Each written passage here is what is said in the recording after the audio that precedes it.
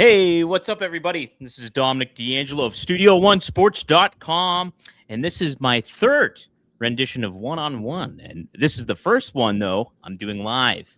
And I'm very happy to have with me here today Pretty Boy Smooth, who just signed a new deal with the NWA this past weekend at Exodus Pro Wrestling New Game Plus. Pretty Boy Smooth, thanks for joining me, man. Thank you for having me. It was actually the first deal I signed with them. I've been working for them for a year, but I was not under contract, so things kind of just worked out in a positive way this week. I had last week I should say, I had a match on Power that aired that Tuesday, where I hit a Doomsday clothesline on the slime balls, and they had went a little viral, Oh, which was really? pretty sweet. Yeah, so that kind of led into the weekend at Exodus when Silas Mason came to the ring and instead of trying to fight me, he offered me a contract. So here we are. Hey, how about that, right? So, yeah, Yeah. you were in tag team action with Pastor CeeLo. Talk about your relationship with Pastor CeeLo and stuff like that, because that's a very cool dynamic. The size difference I really like a lot, and just Yeah. the kind of the chemistry and kind of that unique identity going on with you two there. Yeah, CeeLo's a very interesting guy. As you all know, he's very funny and very charismatic. And I've grown up with people that are similar to his kind of energy, growing up in New York and stuff like that, even though he's not from New York. But there's a lot of things that we relate on outside of wrestling, which makes it easier for us when it comes to the bell ringing and having to get some stuff done. Yeah, that's great. Yeah. So, were you pretty surprised? How was that exchange going on when you got offered that NWA contract and you got the news that you were going to be have a contract with them? I mean, to be honest with you, it was it wasn't really shock for me. It was more like validation, I guess. I don't know. I'm one of those people that work really hard. I come from Southern parents. My dad worked 4 jobs all my life to just provide for me and my moms and whatnot. And it's just like I expect certain things to happen with the work I put in, and it may not be in the exact time frame that I want it to, but my whole thing was just make yourself undeniable to this company, and it'll be inevitable that at some point things will work out in your favor. Yeah, what a great way to look at that too, because yes, it's like so many independent talents, they really work and try to cultivate uh, a connection with a certain promotion and whatever it may be, but you put a lot of the work in, and it's a lot of the travel and the time and the effort, and we'll talk about branding here in a second, that kind of stuff that goes on with it.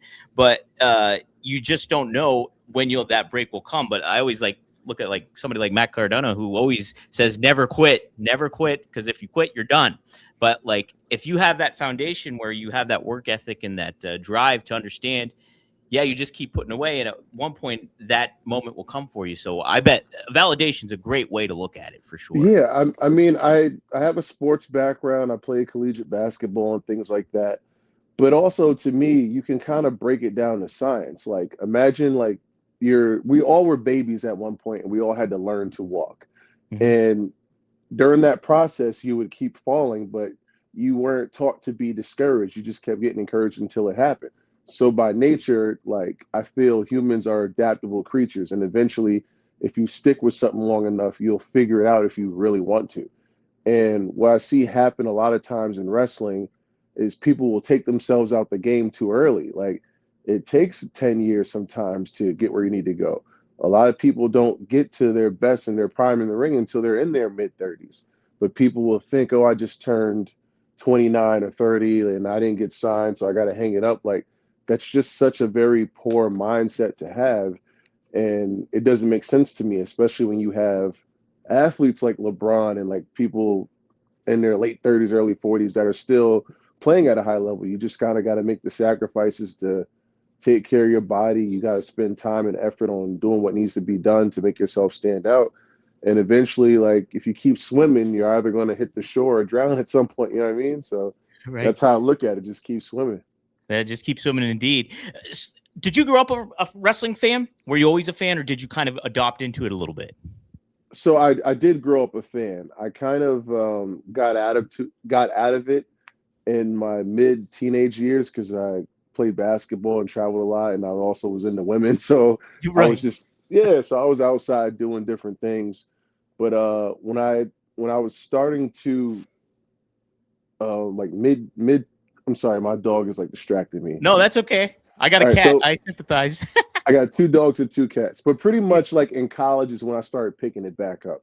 I had a redshirt year when I was injured, and I kind of wanted to mentally get away from basketball a little bit. Like I would still go like practice when I can and like and rehab and stuff. But Mhm. it's like when you're not playing, like you have to find some way to mentally be okay. You know what I mean? So I found wrestling again, and all my teammates like they knew before I did that like I was going to be a wrestler, because like I'd be in the training room getting ice on my knee, and I would try to watch Monday Night Raw, whatever was on, as opposed to like the NBA basketball game. So it was always in my DNA. I just didn't know about the indies, and I stumbled upon the indies when I was in grad school, actually. Mhm. Pretty much, I went back to school for a girl, and things didn't work out. But I'm like, whatever. I'm here now. I'm going through this weird like depression, and because I had given up the idea of playing overseas to be with this chick or whatever.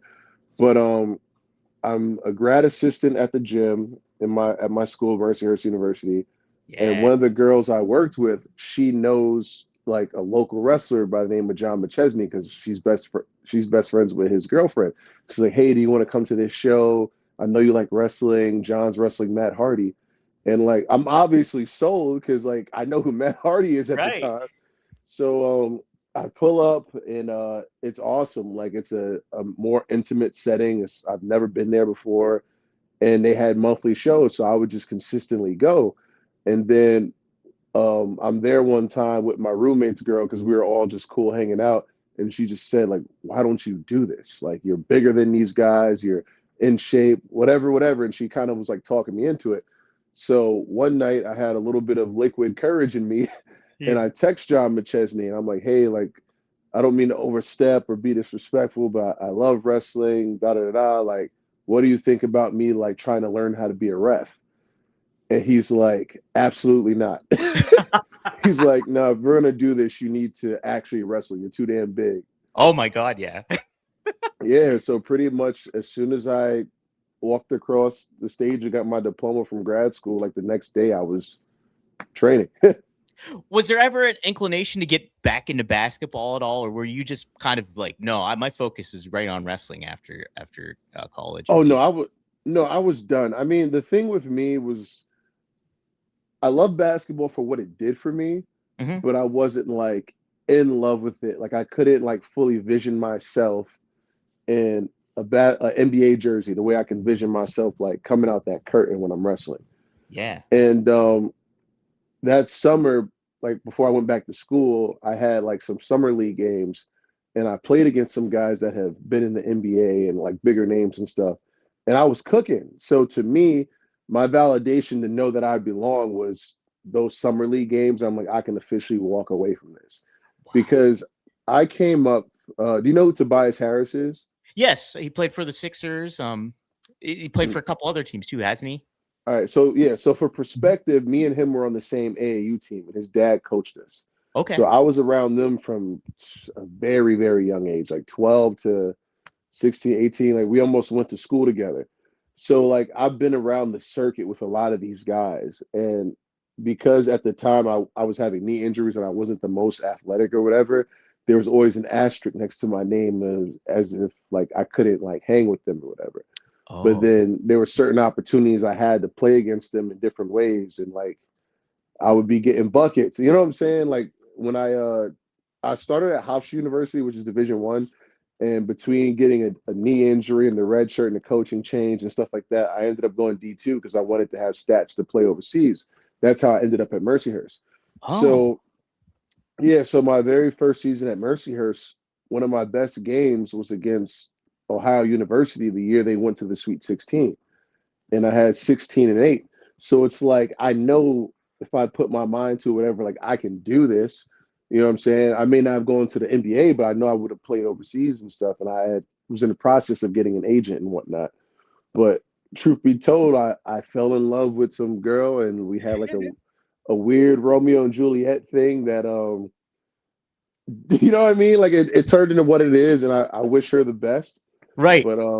But and I'm happy that happened. Like it brought me back to it led me to wrestling. You know, like I would always have these dreams as a kid of like, well, I like martial arts because I did martial arts before. I know I can talk in front of people. Like I could see myself as an actor. Like I have all these random dreams and stuff. And like the minute that I started doing professional wrestling, it felt like I was supposed to be here, and that was the cultivation of all of that. So I'm like, yeah, this is it.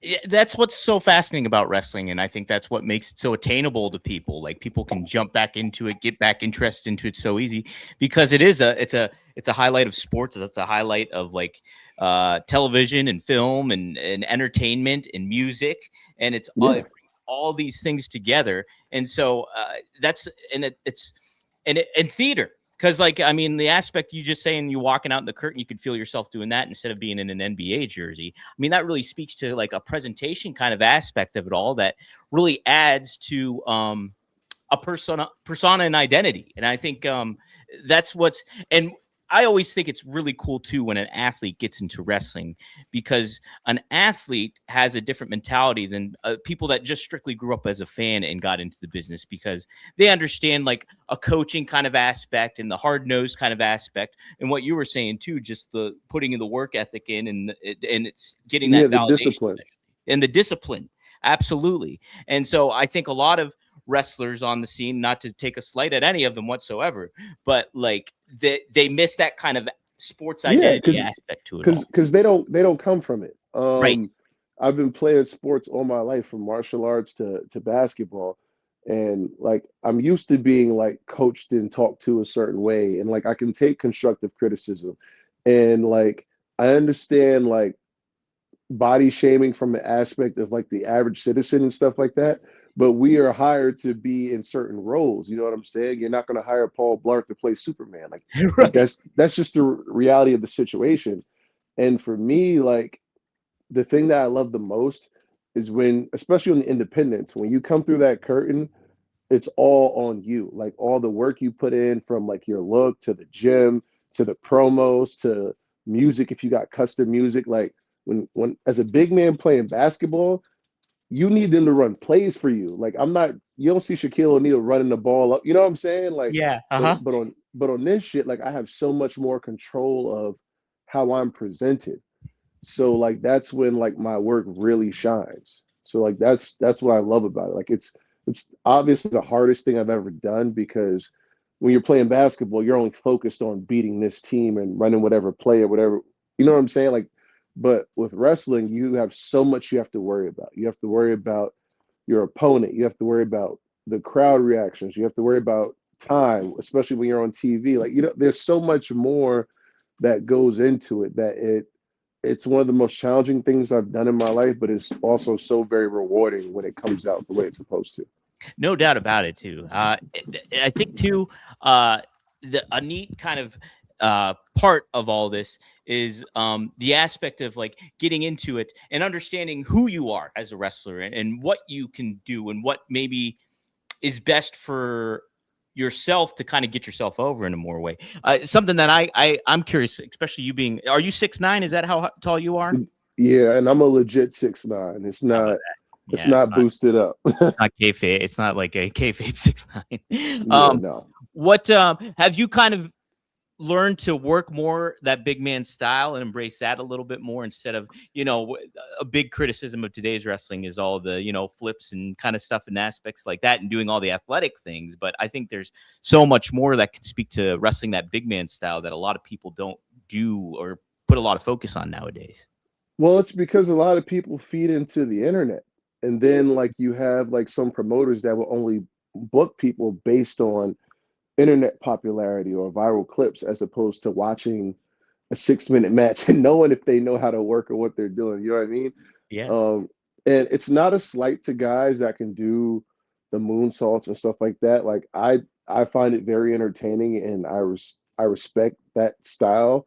Um, you know what I mean? Like Donovan Dijak and Keith Lee, Yeah. tremendous talents. Like when I was coming up, those were the guys that like were like really like on the scene. So I'm like, damn, like I have to do shit like this to like get in or whatever. But and also it was, I was at a disadvantage because everyone that trained me was a smaller cruiserweight. My first trainer was Aaron Draven, who's like a cruiserweight that does hardcore stuff. Then it was Johnny Gargano, cruiserweight. And it was Pepper Parks, like heavyweight, but really, you know what I'm saying? So Right. it wasn't until I kept hitting the road and running into different people that I learned how to tweak certain stuff. Early on, Bill Collier was a big influence on me. He's like my wrestling dad, in all Oh, yeah. honesty. Love that guy. Bill's the man. Yeah, John Davis, when I got to wrestle him at GCW, me and him hooked up, and I've learned so much from him. Um, Shug D was another guy that forced me to work to my size, which I liked. I trained with Michael Elgin at one point. I learned some stuff from him. So I was kind of all over the place trying to figure it out. And then I want to say a few years ago, I did a seminar for Sammy Callahan.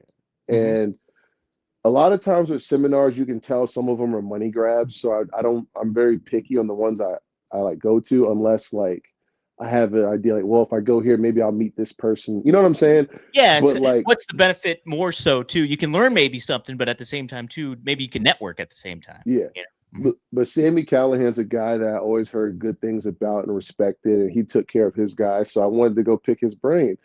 And the seminar went well, and he gave me the opportunity to come train with him in Dayton. So I went out there a couple times, and pretty much what he told me was like, don't you worry too much about being today's good wrestler. Just be a great big man, because it's like, and he's not the only one that has told me this, but it started to sink in when he did, because it's like there's nobody in that lane. You know Yeah. what I mean? Like a Mm-hmm. lot of big guys on the indies aren't really big guys. They're just like 5'10", 6 foot, just heavy set. You know what I'm saying? Like I'm a big guy for the indies and on television. So Mm-hmm. it's like this style fits me. Like I can't do what some of these other guys do, but they can't do what I do. Mm-hmm. And I have a move set that fits that. Like when somebody tries to dive over the top ropes for me, I can jump from the floor and stun their head on the ropes. Like you can't really do that unless you're like my size. You know what I'm saying? It's not the same. Or when the slime balls thought they can stack themselves on top of each other and hit me, like I clothesline one off the top of the other. Like it's just about finding what fits you and your body type. And even the way I lift in the gym, I do movements that mirror how I wrestle in the ring.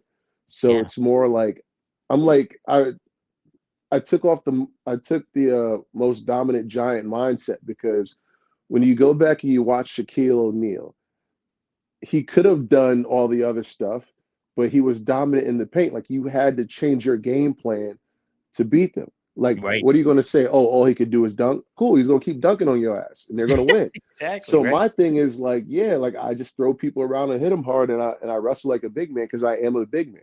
So why try to be something I'm not? Mm-hmm. Just beat your ass. So so it is what it is.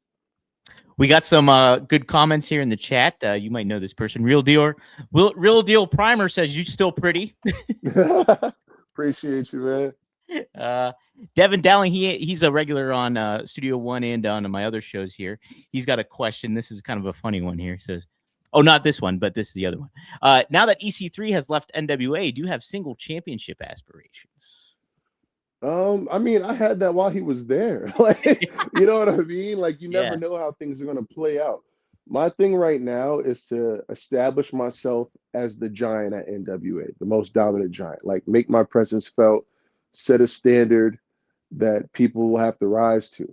Like, I'm not in a situation where I'm like just happy to be here. Like, I want to be a player. I want to prove that I'm a top guy. I want to show that I'm worth the lots of money that they're spending on me. I'm a worthy investment. So I'm just ready to get to it. You know what I mean? Yeah, absolutely. Absolutely. Now, this one Yeah. pertains to the branding thing I wanted to get into, but this one's kind of a funny tongue-in-cheek question. How Yeah. has Pretty Boy Smooth ever thought about changing his name to Handsome Man Smooth if he wins the singles championship? So, No. So nope. yeah, so let's get into that. Yeah. So when I started wrestling, back up, Hootie. My dog is driving me nuts. So fun fact, Pretty Boy Smooth was a nickname. It wasn't like just a wrestling name I picked. If that Mm-hmm. makes sense. Yeah. So pretty much growing up, I was known as the guy that had clear cut manicured nails. I would have fresh haircuts every week. I wear nice clothes, and I was always around women because they felt comfortable around me. Mm-hmm. So like that's how the name like came about, like PB Smooth and shit like that. It was never like, let me think of a wrestling name. I was like, all right, well, what fits me best? And I was just like, all right, well, I'm just going to be myself. So the thing that I was running into, and this worked as a heel, like everyone was making the peanut butter jokes. And I had like wrestlers say, oh, that name is never going to work. It's stupid. And the thing about me is I'm very stubborn and I'm very like, I mirror like Curtis Jackson, like 50 Cent on a mentality level, where if you tell me some shit's not going to work, Yeah. I'm going to make it work and then I'm going to rub it in your face because I know what I can do. Yeah. So early on, I was doing like random interviews with different people. Like I had a friend that I believe at the time worked at Complex. I did a clothing line interview. Like I was doing stuff and people wasn't realizing that I was just building a presence on Google. Mm-hmm. So there was a point where if you typed in PB Smooth, I came up before a peanut butter jar. You Wow. know what I'm Yeah. saying? So like Yeah. it was really like a flex to be honest with you. But I went through different stages of trying to spoon feed my character and make it make sense to people.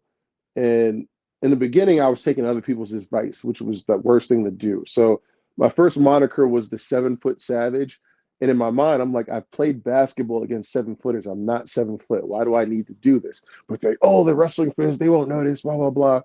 So I did it. And I'm like, it was cool for a little bit. But then I did my WWE tryout. And then my real height came out. And then like people are messaging me like, oh, I thought you were 7 foot. It was Ethan Page, actually, that was the first one to do it. But I'm like, all right. And I'm like, why do I need to lie? I'm still bigger than everybody. This shit is stupid. So then I forgot what I did. I did like larger than life as a moniker, and I was just trying to play into being like an athlete and stuff like that. But it didn't really do anything, I guess. And then I went to Mr. Fresh to Death, and that was just me on some like real New York flyboy shit. Like I had a Gucci belt that I would wear to the ring, like an airbrush jacket and stuff. Uh-huh. But it's also like you got to know your audience and your demographic. Like there was too many layers to what I was expecting people to pick up on, but they're not from New York culture, so they're not always going to get that. Yeah. So pretty much COVID hits, and when COVID hits, at the time I'm trying to do like a reset. I'm thinking about myself, like how I want to present who I am and just be like who I am, and like I'm just trying to find a way to configure the Rubik's cube. And I'm talking to Ethan Page because at this time, like me and him are still cool. Like he's somebody I looked up to and met early on in the business. He even booked me for Alpha One sometimes. Oh, nice. Um, when I explained my character to him, and he was like, "Oh, so urban playboy." And I'm like, holy shit, like that's it. That like that makes sense or whatever. So when he gave me that moniker, I kind of just ran with it and put everything in there. And it's essentially who I am, you know what I'm saying? A guy that's like charismatic and women are comfortable around me and stuff, but I will still knock your teeth in. Like, and it's relatable because if you do your research and look at a guy like Shaft or Mike Lowry and Bad Boys and or like some of these rappers like Cameron and whatnot, it's like if you like I'm packaging it in a way that it's me, but there's other reference points to it, if that makes sense. And it wasn't Absolutely. even, yeah. And I mean, wrestling wise, people have compared me to like Test or Ric Flair, I guess, but I didn't base it off of Ric Flair. I based it off the culture of how I grew up and what I was around and things like that. So then I went all in, like I trademarked Pretty Boy Smooth. Like I just wanted to spoon feed it to people so that they get it. So that was the real reason I went from PB Smooth to Pretty Boy Smooth. So now when people try to like use the acronym or whatever, like it's very low hanging fruit to me, especially when you know what it is. So when somebody cuts a promo and they're like, "Oh, the PB stands for peanut butter," I'm like, "All right, you're just lazy and you're not creative, and I'm about to burn you." Yeah. Like so, yeah, That's kind of funny too, because like everybody's like, "Oh, what does the CM and CM Punk mean?" And so there's like all that kind of speculation of what it originally meant and anything. So it's good to kind of get that trademark and have it like clean cut and everything. So, um, yeah, but that's a nice thing to do. I think it is a great kind of big man lane to be in, though, if you really think about it. Like somebody like a Kevin Nash, like he has that big man presence, but he's more like laid back, big, sexy, kind of casual, cool, and like he was his own person. And so like you showing your own persona as Pretty Boy Smooth in the same realm that like Urban Playboy, it makes perfect sense to do and makes you Yeah, stand out even further.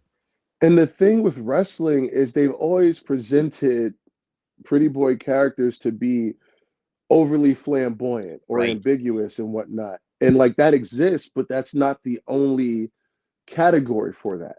You know what Hmm. I'm saying? Like even Floyd Mayweather went by Pretty Boy Floyd. You know what I'm saying? Right. Like if like there are rappers like Cassidy back in the day or like Cameron and stuff that fit the mold of like what I'm doing. So like I feel like I'm just presenting it in a more believable way because it is me.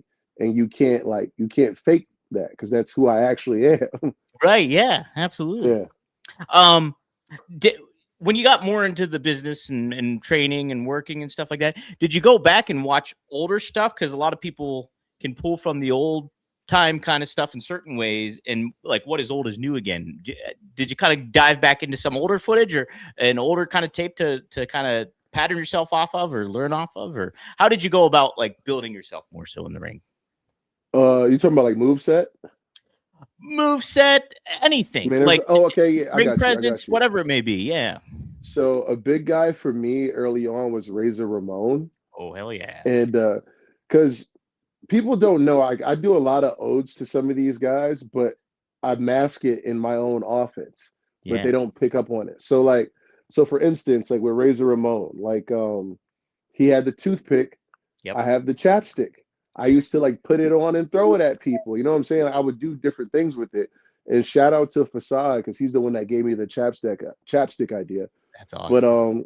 I would use that different ways. My color scheme came from Razor Ramon, and like everyone wears a bunch of different colors. I like to brand myself with the purple, gold, and black, and then just change the designs just to be a little different. Yeah. Um, Part of Undertaker's comeback when he would give the snake eyes, hit the ropes, throw a big boot. I would give somebody a flapjack that they would eat the buckle like a snake eyes and do the same. You know what I mean? So I would take certain things and switch it up. Test is another one because he was a big guy, but he was also pretty athletic and did certain things. And then sometimes there's like women's wrestlers I learned from. Mhm.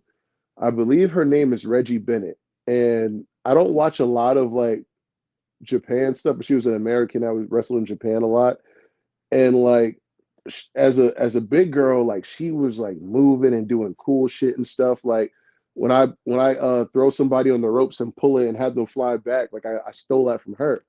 So it's like yeah, so it's like I look in random places or some of the movies I watch and things like that, and then I just think how I would say like this. Aaron Stevens gave me the best advice when it came to promos, and he's just like pretend like you're talking to a girl in real life, but like charismatic up. You know what I mean? So it's kind of Yeah. like I would pay attention to how I actually am and just be that, you know. Hmm. And So it that comes is a off more authentic. Yeah. because yeah, you want that authenticity coming through, but you also want to not be over the top, but like play to a larger audience at the same time. And so that's great advice for sure. Yeah. Oh, Yeah. yeah. Scott Hall's my all-time favorite, so that's I love it when everybody gives props to Razor. I could have got a picture with him, but I was too shy and traumatized from the old ways of the business. That's it, Because I was on right? the Hmm. yeah, like I was on the show with him. I said hello. I didn't want to mark out. I walked away, whatever. And a few months later, he passed. Like it's Man, crazy. yeah. It's tough. I mean, but I understand it too at the same time. It's just like you want to keep that kind of level of professionalism and that kind of aspect of but you look back and you're like, oh, I could have got the picture and Yeah, it's kind of a kick in the nuts yeah. sometimes. If there's one picture I wanted, it was that one for sure. Absolutely. Absolutely. Yeah. Um oh, so you mentioned Mercyhurst. My sister actually went to Mercyhurst. And so what did you like about being on that campus and at that college, or did you like it? It grew on me. Hmm. To be honest, I came from a very diverse area in New York and stuff. And when I came to Mercyhurst, it was a culture shock. It was predominantly white, and I'm in the country. Yep. I'm worried I don't see like bodegas. I just see deer and shit. Like it was definitely a culture shock. However, I was ready for it, I think, because through playing basketball all those years, I've been around so many different types of people. So I can kind of vibe with like whoever's around me. And it's very cheap to live here, and it's close to the Midwest. So pretty much everywhere that I was traveling for wrestling and stuff, like I was able to get there within a day, or you know what I mean? Like it just put me in the middle of all those places that I had access to. Um, I do hate the snow. Like it's miserable sometimes. Like I've seen cars die because of being frozen and stuff. But Right.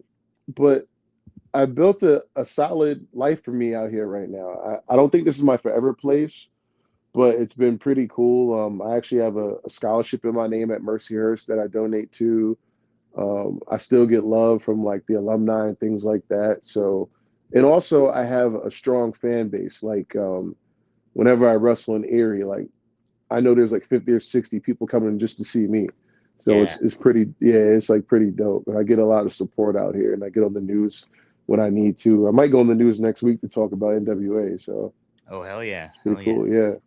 No, I grew up 2.5 hours away from Erie, PA. So we'd always go there, like Podunk, Pennsylvania, basically. So that was going to like the city life was in Erie for us. So like, they had the Mill Creek Mall and the Toys R Us back then, and It was Splash Presque, Lagoon. Splash Lagoon, Waldemere, Yeah, all I that. didn't go to any of that. No, yeah, you were doing busy stuff at college, so you're good. Yeah, I was downtown at the bars. Yeah, right. Yeah. We have a fellow Exodus member in the chat. Apparently, Jay Bougie has joined Oh, in. He says the Bougie, man's what's good? changed. Jay Oh Bougie, man. Oh man's man. changed. Got a Listen, all deal. right. All right. Switched up. So here's the deal. Me and Bougie are actually a tag team. This Mm, this right here is the ETU Atlantic Tag Team all Championship. right. We won that in a tag team tournament at ETU, which is a super indie out of New Jersey.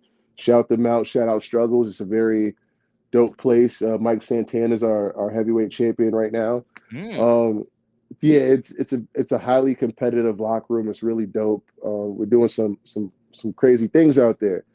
And Bougie, when we wrestle, he only really sees a certain side of me because we play off each other because he's the smaller dude that like is gritty and runs around and does all the shit that I'm not going to do, right? right. But it doesn't mean I can't do it. So I wrestled Gannon Jones Jr., who's about 6'5" at Exodus. He's watching the match. He was like, "What the fuck? What is this? You know what I mean? Like, you out here leapfrogging? Like he was going off on me." But fast forward, um, we were fortunate enough to get an opportunity for him and Devious Cass and Ava Brooks to come in at this last Exodus show, and he's competitive just like me. So I had no problem with him being in the match. And with all the promos he cut, he's like letting y'all know, like I'm here. He's kind of, you know what I'm saying? We're both Yeah. from New York, so we be on that same time. But it's like ever since like the contract situation happened, he think that I switched up on him. Like he's like, "Oh, why are you sending me this promo so late? Oh, it's because you got a contract now." Like you know how they That's be. what Like he yeah, said. like he Man, punch me for a deal. It'd be your own people. He says. But here's the thing, though. I wasn't gonna pin him.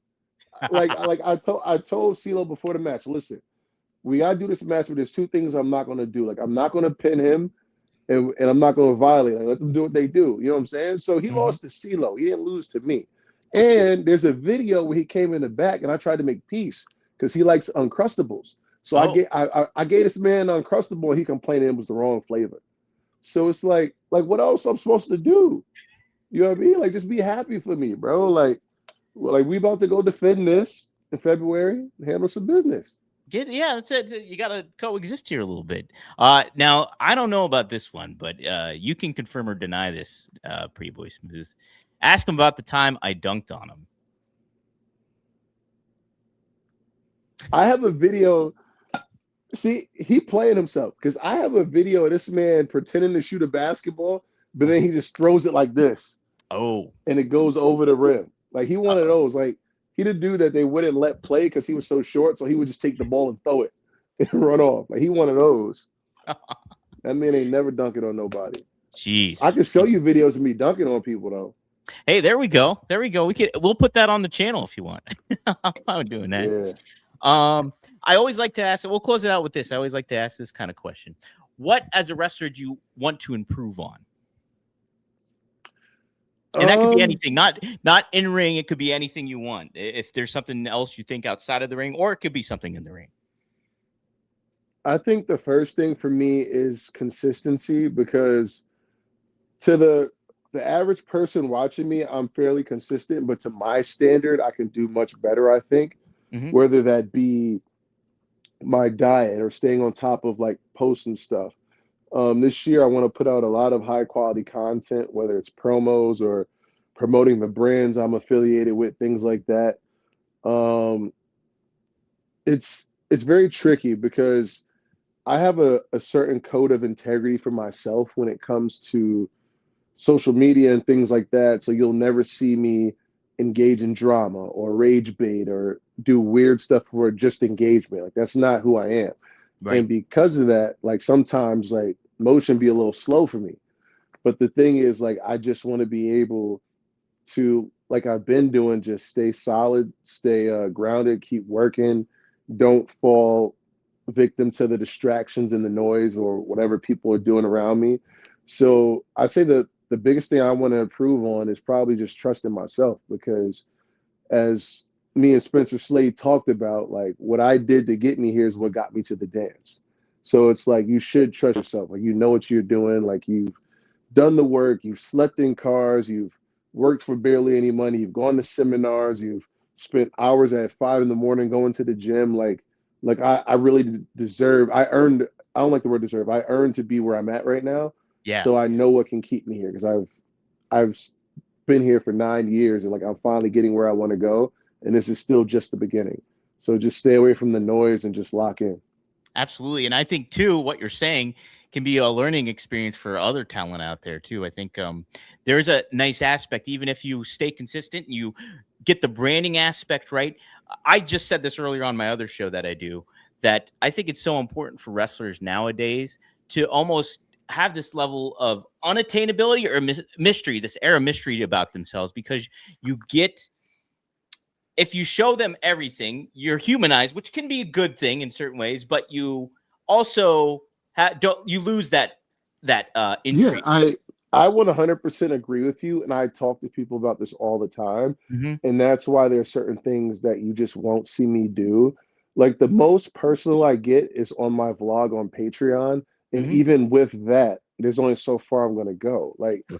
because I don't, those weird parasocial relationships develop and stuff, and it's like I'm just here to express my art. You know what I'm saying? Like if you rock with me because you enjoy me as a wrestler and like whatever. You know what I mean? Like I'm not out here to pretend to be the perfect human, because I'm not, and I have human error and I make mistakes. I'm not out here to judge other people. Like I just want to be as professional as I can be and do what I got to do. And like you'll never win that battle. Like it's almost when, a perfect example of this. Like there's this one girl I know that would always say, like, when you're wrestling on TV, let me know. I can't wait to watch you and stuff. Now, mind you, when she was saying this, I was on IWTV and Fight TV and stuff. So if you really wanted to see me, you could have. But Sure. then, like, I ended up on NWA, whatever. Do you think she actually watched that shit? No. So it's like, why even play to that crowd? Like, why even play to the noise? Just do what you got to do. The people that support you are the ones that are showing up and buying your merch and all that. So just go hard for them and go hard for yourself. And the other thing I would say, that, and this is probably the most vulnerable I'll ever get publicly anyway, is I kind of have to learn how to not live in the darkness. And what I mean by that is I am somebody that is like fueled by spite and telling me that I can't do this or whatever. And like at like when I signed that contract and like everything that happened with it, I proved everybody wrong about a lot of decisions that I've made in my life. You know what I mean? Yeah. But the thing is, like that darkness can only take you so far, where it's like I'm no longer here to prove you wrong. I'm here to prove myself right and be present and do what I got to do to get to my next goal. You know what I mean? So I'm trying to mature and learn how to focus on that aspect of the journey. Cause like that darkness shit, like it will fuel you for sure. It's definitely helped me on times I've wanted to quit and stuff, but like you can't live in it. So like that's something I need to improve on. Absolutely. It's great to have a chip on your shoulder, I think, in a lot of ways, but it's a good way. It's a good thing to be conscientious of it and harness it in the right manner. Yeah. And then, Yeah, you not. have to, because Mhm. like I was afraid to go to therapy for a while because my whole mindset was, all right, people are saying like you need to be a little softer or have balance or whatever. But balance is not what gets you where you want to go. Mhm. Like you got to be realistic about this shit. Like, do you want the blue pill or the red pill? Like, I've read books on Michael Jordan and Kobe Bryant and Jay-Z and stuff like, and there's some like what's the other guy's name? I forgot his name. It's like a producer. But the Mhm. thing is, like, there's no balance in this life. Like, if you want to be great at something, other shit is going to have to be sacrificed and whatnot. So you just kind of got to take that on the chin and accept what it is. And that's kind of where I'm at with it right now. Like, I'll have moments where I will need to meditate and step back and have peace and be present when I do have time with my friends or whatever. But when I got to get to work and get this money and get the bag, I got to do that. It is what it is. And it's like you either rock with me and understand that or you don't. Like, I can't please everybody, you know? Absolutely. No, wow. Great perspective for sure. Uh, Pretty Boy Smooth, it's been awesome to chat with you, and looking forward to seeing you on NWA and NWA Power. Anything else that you want to plug to and get over while you're here? Yeah. The easiest way to see all of my shit is prettyboysmooth.com. That link is on my Twitter, my Facebook, Instagram. It has my merch site, Wikipedia page, Patreon vlog, information on my scholarship if you want to donate to it. I'll probably have the link for my Gaspari discount code on there and a few other things. But yeah, prettyboysmooth.com is the one-stop shop for everything. Hell yeah. So check it out. I'll be sure to include that link too in the description when I repost this video as well. So everybody can go and access that and support Pretty Boy Smooth and in his journey moving forward here in the NWA. And thank you for moving forward here with me today, Pretty Boy Smooth. Hell yeah, thank you. It's been a pleasure. Absolutely. All right. This is Dominic DeAngelo. Well, I'll see you next time here on StudioOneSports.com.